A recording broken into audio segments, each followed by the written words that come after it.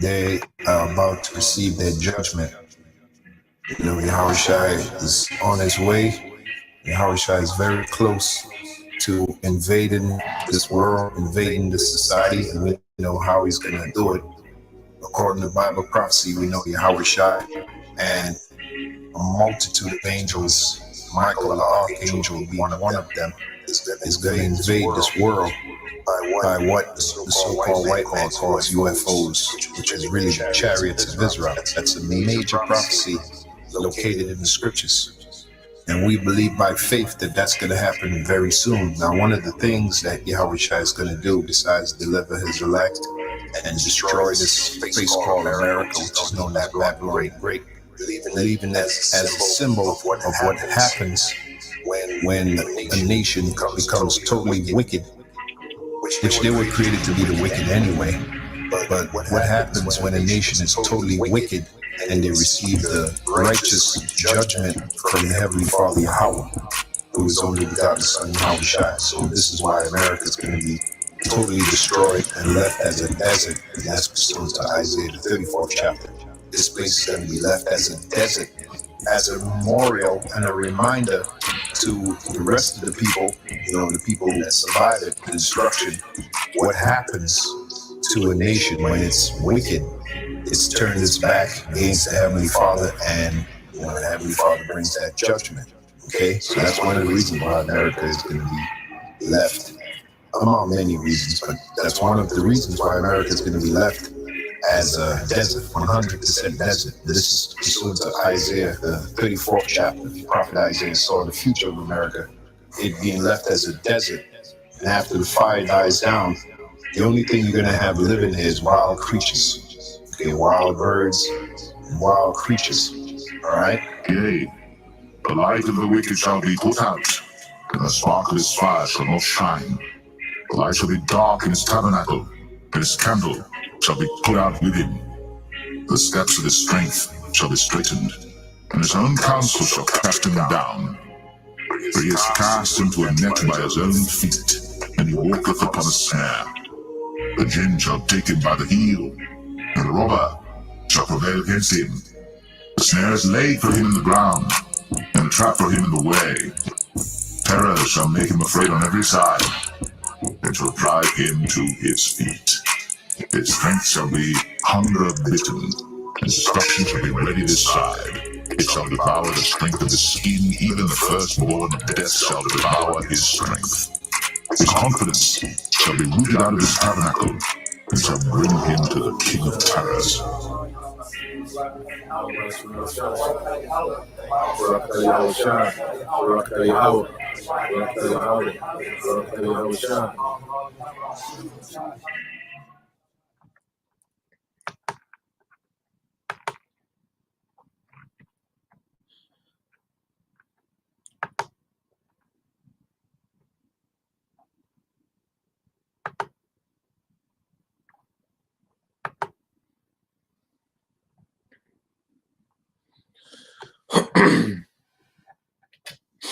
All right, Shalom.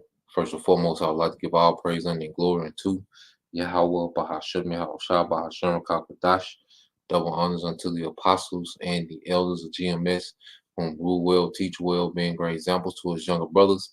And peace and blessing and salutation to the hopeful lake out there pushing his word in truth and in sincerity across the four winds in the name of Yahweh, Bahashem, Yahushua, pushing to get up out of here. Shalom to the hopeful lake, the believers, the listeners whom have came back to the obedience of the scriptures, so like it through faith in Yahweh Bashim Al-Shai.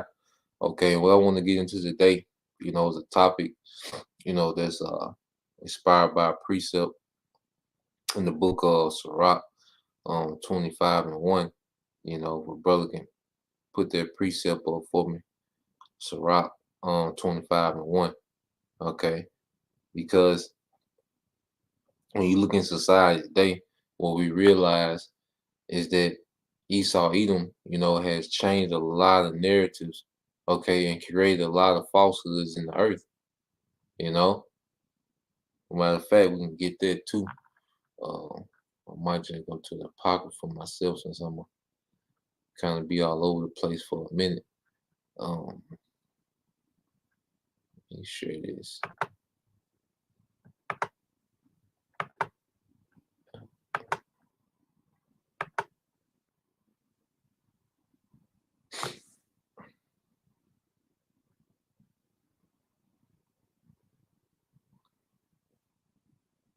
Share the screen.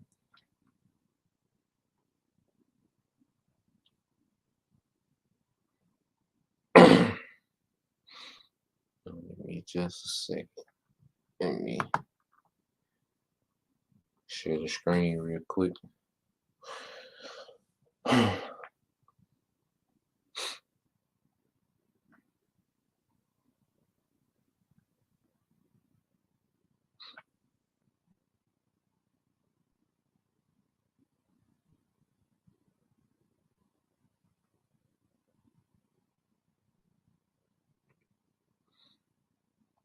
All right, we can get that Revelation chapter 20, verses 7 and 8 as well. And then we'll go into it. All right, so this is from the brother Halak Yasha'Allah. All right, Shalom Mak Yahal Bashima Oshai. All right, Barakatah.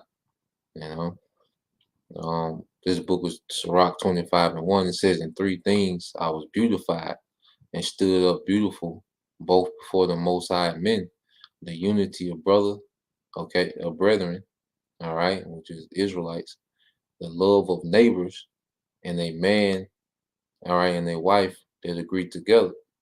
Okay.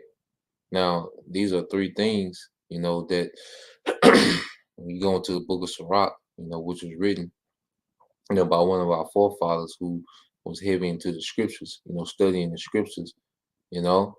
So obviously he loved, the unity of brethren. Okay, that unity, because that's a beautiful thing, man. When you can get a group of Israelite men, that have that sincere love, for one another. And that's something that we're seeing through the ministry. All right, we're seeing true, sincere love, amongst brethren through this ministry, man, because we have the greatest example within Yahweh Shai. Okay. And it said the love of neighbors, us as a nation, because the elect, the hopeful elect is like a nation within itself. Okay. And you see, the unity that we have, amongst one another, man, and you can see it flow, even on these live screens, man, how brothers, just flow together, man, how sisters come, and be in order, that's pretty much the love of neighbors. Okay. And the last, all right, but not the least, was a man and a wife that agreed together. Okay. A man and a wife that agreed together. Now, when you look out in this society, what do you see right now? Okay, you see a great divide between the man and the woman. Okay, and then it goes back to the curses, and also what you had was Esau Edom. He pretty much, magnified the curses through his media and through his narrative, man. Okay, he made it seem as if it was normal that men and women, argue all the time. Even the phrase that they have in the world is how, they'll say people are arguing like a married couple. Okay, as if arguing is a part of marriage. Okay, is a part of the relationship of man and woman. No, the scriptures say a man and a wife that agree together. Okay, because the union of man and woman, okay, the rightful order of a woman and rightful order of a man, they naturally complement each other. Okay, where it shouldn't be, all right, a war within the household, man. Okay, but Esau, him being chaotic, and the scriptures say so is the leader, so are the people. He has created chaos as the norm in the earth, man. Okay, you got men and women that's part of their relationship. They actually physically fight each other. Okay, stab each other up, shoot at each other, and they're just normal. Okay, within their relationship, man. All right, chaotic, man. But that's not how it's supposed to be. And then there's this narrative as if the Israelite man was just, this overwhelming, oppressive, just abusive. Okay, just, always mad and angry. Okay.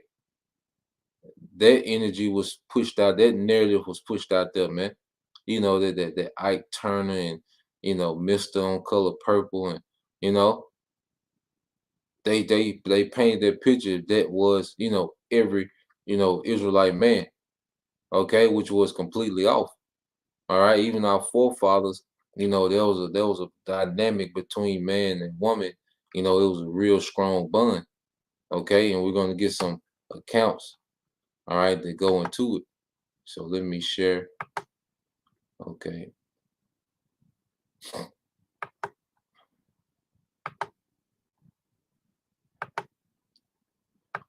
Some accounts. And see, we're getting back to that, man. Okay.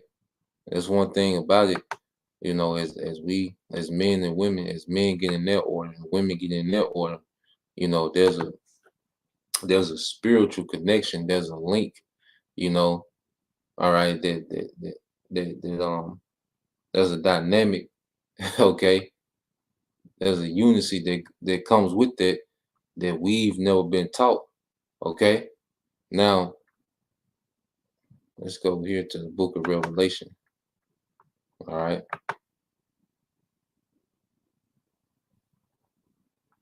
Because when Esau Edom came back into power, he pretty much moved the earth, and put the earth on a particular vibration, man. Okay. A very wicked, perverse, backwards, vibration. Now you go to Revelation 27, it says, and when the 1,000 years are expired, Satan shall be loosed out of his prison and shall go out to deceive the nations which are in the four quarters of the earth. And see, this is what this man has done. And not only, through religion, through his history, but also through the social narrative that he has in the earth, man. Okay. This man has ruined, okay, just the relationship between man and woman. And the scriptures say that you shouldn't do that, man. That you shouldn't interfere with that, man. The state should have nothing to do, with the relationship of a man and a woman, the dynamics of a man and a woman. Okay, even when you go to the law, the only time the law will intervene between affairs of men and women was in the case of adultery. Okay, in the case of rape. Okay, and in a situation where a man, wasn't doing okay what he was supposed to. If he took on a second wife and he didn't do the duties of his first wife, he didn't continue the duties and the upkeep of his first wife, she was able to leave. Okay, or if a wife was off, and she wasn't, going the way that a man wanted, he could give her the bill of divorce. Okay. Well, other than that, the way between a man and a woman, okay, that's supposed to be between them, the man and the woman. Okay.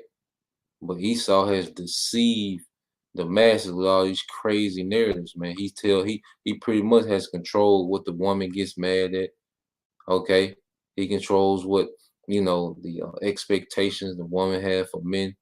He destroyed that, man, through his media, through his TV shows, his music. Okay. And he had, like I say, he's completely ruined that union between man and woman to where the part that, men, all right, dread, marriage. Okay. So reading it again, it says, and shall go out to deceive the nations which are in the four quarters of the earth, Gog and Magog, to gather them to battle. And it says the number of whom is as the sand of the sea. Now, I want to give some examples. I want to start off with this first in Proverbs, because like I said, that dynamic between the man and the woman, okay, that's a very personal dynamic. Okay. And that's between them. All right. But Esau, like I say, he interfered a lot with his enchantments, the women's liberation. That was a heavy violation, okay, that Esau did upon households when he pushed that vibration, all right, of feminism, all right, in society, man. That uprooted a lot of household, and they did generational damage. Okay. Now I want to get this in Proverbs 30 and 18. It said, there be three things which are too wonderful for me. Yeah, four which I know not. All right. It says the way of an eagle in the air, the way of a serpent upon a rock, the way of a ship in the midst of the sea, and the way of a man with a maid. Okay. So even Solomon, all right, the wisest king, okay, to live, he said there are two things that are too wonderful for him, things that he can't comprehend. Okay. Let's get it in the NLT, and then we get verse.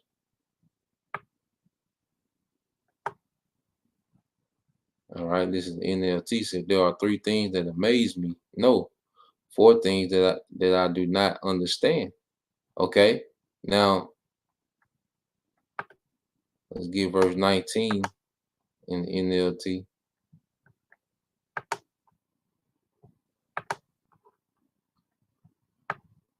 All right. It says this so Proverbs 30 and 19 says how an eagle glides through the sky, how a snake slithers on a rock, how a ship navigates the ocean, how a man loves a woman. Okay, how a man loves a woman, because that's their own personal dynamic. And see, men and women, all right, contrary to popular belief, man, Israelite men and women wasn't always at war. It wasn't always an argument. Okay, it wasn't always a competition. You know, all right, you have a household with two separate individuals. It's crazy, man. Okay. But that goes into how bad Esau has ruined the narrative between man and woman, okay? And the expectations of man and woman. All right. Now let's get some examples. Show you that our forefathers, okay, there was a deep love, that men had for our women, for the women, okay? And that's coming back in the earth, man.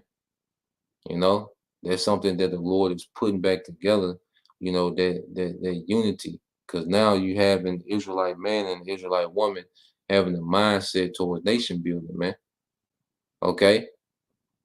And it shouldn't, there's nothing wrong. You hear a lot of times where, brothers go into the woman, how, the woman, the modern woman, how they can be in this society, or, sometimes they women, be on one or whatever the case might be. But there are some cases where, the Israelite man and the Israelite woman, get along, just fine, man. They sincerely, enjoy each other company. You know, it ain't no war, okay. And like I said, they still, for their women, they still have particular ways, of Babylon, all right. But for the most part, there's situations where brothers and then women get along, like I said, they sincerely enjoy each other company, man, you know. And when you go back, let's just get this.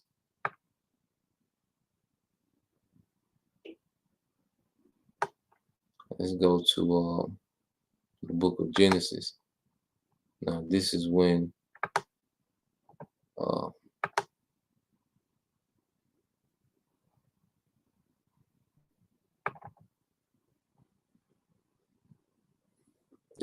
Jacob first, all right, meets Rachel. Okay. All right, I started one just to get the context. It says, then Jacob went on his journey and came into the land. This is Genesis 29:1. It said, then Jacob went on his journey and came into the land of the people of the east, and he looked, and behold, a well in the field, and lo, there were 3 flocks of sheep lying by it, for out of that well they watered the flocks, and a great stone was upon the well's mouth. And thither were the flocks gathered, and they rolled the stone from the wall's mouth and watered the sheep, and put the stone again up upon the well's mouth. in his place. And Jacob said unto them, My brethren, whence be ye? And they said, Of Haran are we. And he said unto them, Know ye Laban the son of Nahor? And they said, We know him. And he said unto them, Is he well? And they said, He is well. And behold, Rachel his daughter cometh with the sheep. Okay. And he said, Lo, it is yet high day, neither is it time that the cattle should be gathered together. Water ye the sheep and go and feed them. And they said, We cannot until the flocks be gathered together, um, until they roll the stone from the well's mouth. Then we water the sheep. And while he yet spake with them, Rachel came with her father's sheep, for she kept them. Okay. And it came to pass when Jacob saw Rachel, all right, the daughter of Laban, his mother's brother, and the sheep of Laban, his mother's brother, that Jacob went near and rolled the stone from the well's mouth and watered the flock of Laban, his mother's brother. Yeah, so when Jacob seen Rachel, immediately, he was inspired, to get to work, and that's another thing, like a woman, there's something within a woman that can inspire men, to go above and beyond.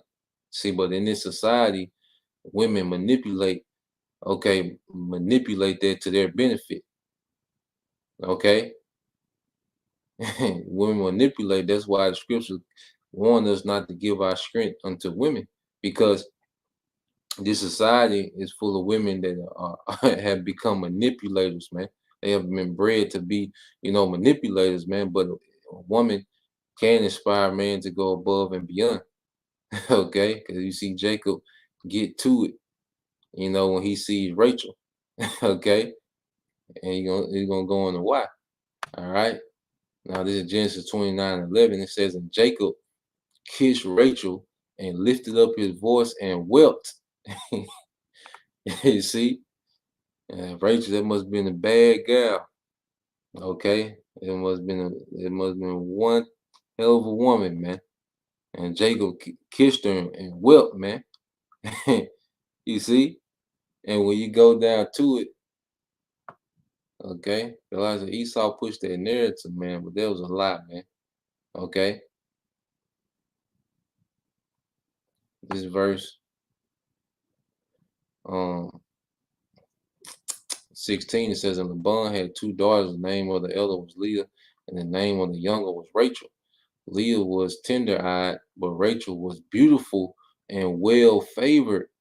Okay, and Jacob loved Rachel and said, I will serve thee 7 years for Rachel, okay, thy younger daughter. Okay, so Jacob volunteered 7 years of service for the hand of Rachel, man. Okay, now does that sound like someone, that just overwhelming, that's oppressive? Okay, there was a lot, man. Our forefathers, the relationship between the Israelite man and the Israelite woman, was nothing like what we see today. Like Eliasha woman say, you got Martin, okay, living single, then you had all Tyler Perry movies like this. No, man. Okay, that wasn't the play, man. That was a sincere, okay, love that the Israelite man had for the Israelite woman and vice versa, man. Okay, and we moved together in a unit, man. Okay, so you keep reading, and it says, and Laban said, it is better that I give her to thee than I should give her to another man to abide with me. And Jacob served 7 years for Rachel, and they seemed unto him but a few days for the love he had to her. Okay, for the love he had to her. 7 years seemed like a few days. Okay, but you get this narrative as if, Esau pushed the narrative as if he liberated the woman from under the Israelite man oppression, man. Okay, Because even today, man, you know how a lot of Jakes will go above and beyond, all right, for a woman that they into, man. Okay? But Esau pushed the enchantment so much in these movies and in the music, man, that people run with their narrative as if the Israelite man is just horrible, man. Okay, and he just had this, he just crazy, he just kicking doors in, you know, just driving the truck through the house, jumping out, you know, jumping off the top rope, yeah, come on, man. You see, and our forefathers had, a deep love for Israelite women, and it was vice versa, man. They agreed together. Okay, now let's get another account. Now this is dealing with Samuel's mother.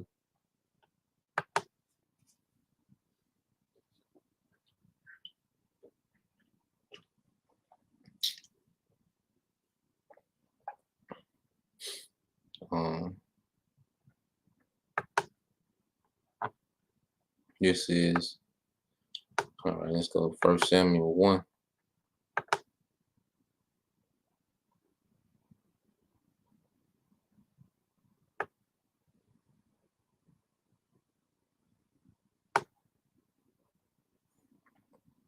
And if a brother could put Sirach 40 and 23, as well.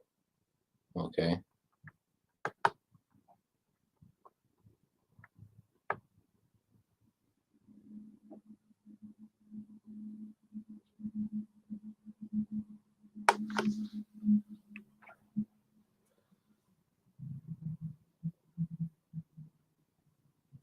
And also let's get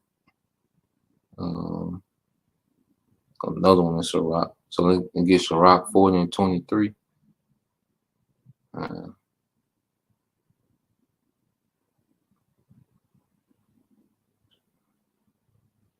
Sirach 40 and 23.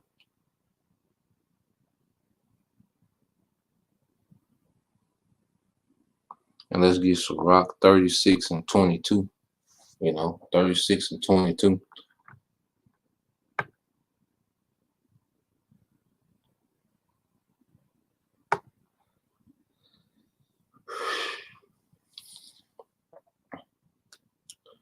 All right, so this is 1 Samuel 1 and 1, and this is Elkanah and his wives. It says, now there was a certain man of Ramah Zaphim, all right, of Mount Ephraim, and his name was Elkanah, the son of Jehoram, the son of Ehud, the son of Tehu, the son of Zophthi, the Ephrathite. He had two wives. The name one was Hannah, and the name of the other Penina. And Penina had children, but Hannah, all right, had no children. And this man went up, all right, of the city yearly to worship and to sacrifice unto the Lord of hosts in Shiloh. And the two sons of Eli, Hophni and Phinehas, and the priest of the Lord was there. Okay.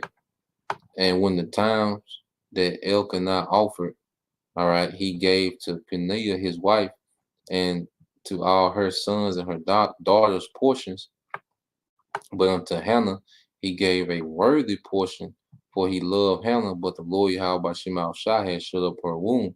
So even though, Hannah wasn't able to bear children at the time, Elkanah, he still, okay, treated her with favor. He didn't treat her different, from his other wife that could bear children. He still gave her a worthy portion. Okay, and it says, for he loved Hannah, and even though she didn't even bear children, man. Okay, you see the movies like with different, kings and rulers, have a woman that can't bear, and they'll make the woman feel bad because she can't bear. Okay, even with Jacob, matter of fact, let's get that, because that goes into, the men of Israel understood that it was, can't blame a woman for that. Okay, even when you go to this, Okay. In Genesis 31, it says, and when Rachel saw that she bare Jacob no children, Rachel envied her sister and said unto Jacob, give me child or else I die. And Jacob's anger was kindled against Rachel. So I guess, you know, she got scolded, you know, and she had got out of pocket. But hey, even discipline is a form of love, you know. And it says, and he said, am I in the most high stead, who have withhold from thee the fruit of thy womb? So Jacob understood, was like, look, I'm not the most, I can't control it. You know, we can do the act, okay, of baby making as much as we want. But you know, that's not our decision, okay, what a life is produced from that, you know. They understood that. All right. And that's why you see with Hannah, okay, or Elkanah and his wife, all right, Hannah, that he still showed her favor, man. You know, he still had love for her. And it says, for her adversary also provoked her sore, for to make her fret, because the Lord has shut her womb. All right. You know, Eve being messy back then. Okay. And as he did so year by year, when she went up to the house of the Lord, so she provoked her. Therefore she wept and did not eat. Then said Elkanah, her husband, to her, Hannah, why weepest thou? And why eatest thou not?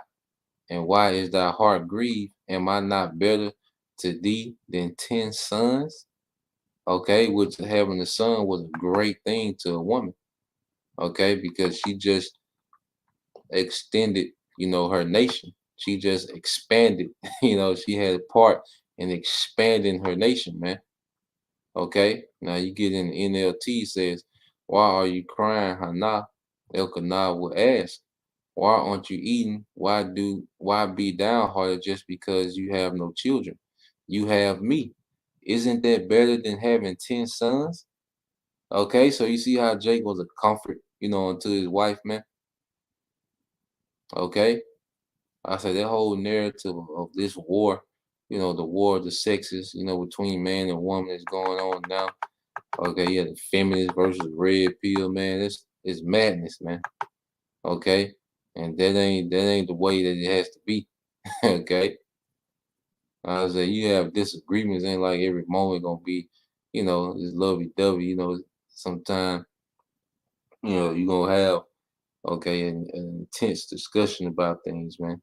Okay, and that discussion should be coming from the man pretty much getting things back in order.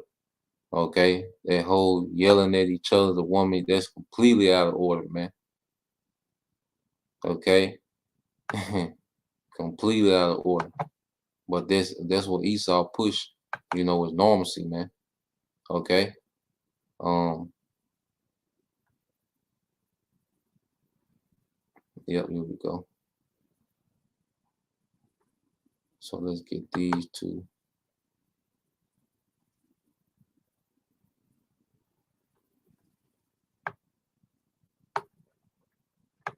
All right, this from the brother Halak Yasha Allah, this Sharach 40 and 23. It says, a friend and a companion, all right, never meet amiss, okay? But above both is a wife with her husband, okay? A wife that's on board what her husband is doing, man. That true support, okay? That true spirit of being a servant. You see that? And the Lord had it set up. Well, as we serve Yahushua, you know, the women are supposed to serve us. Okay, that's a true union, man. That dynamic forged the nation, man. Okay, everybody win, man. Each individual win, and overall the nation wins. That household wins, the nation wins. Okay, with that dynamic, and that's why Esau, you know, he spent so much resources and time, all right, destroying that dynamic between man and woman. You know, and all he had to do was get the woman out of order, give her the woman privileges, and you know, give the woman these different little salaries and little money and incentives, and you know, push these narratives of the strong black woman, and have her feeling some type of way about the men, okay, and it destroyed, okay, generations, man. Okay, because even when you go into this, when you get this Sirach 36:22, it says the beauty of a woman cheered the countenance. Yeah, man, like come on, man.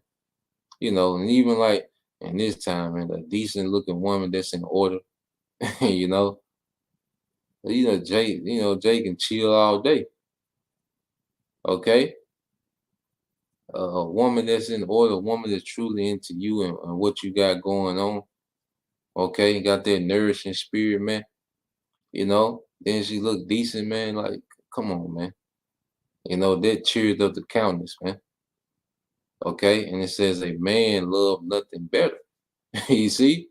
So, there's a very big misconception between this, the dynamics of men and women, and how things are supposed to be, and what's the norm of this society, man. Okay, but see, as a nation, we're getting back to that, man. That's coming back. And it's gonna continue and increase, and then the kingdom is gonna be on a whole, another level. Okay. So I just want to put that out there. I didn't want to make it too long, man. Just something I was, meditating on in the spirit. So Lord will, you brothers and you few sisters were edified. Once again, I'm gonna give all praise, honor, and glory unto Yahweh, Bahashem, Yahweh Shah, Bahashem, Kakadash, and double honors unto the apostles and the elders of GMS who rule well, teach well, being great example to his younger brothers, and peace and blessings salutation to the hopeful elect. Shalom.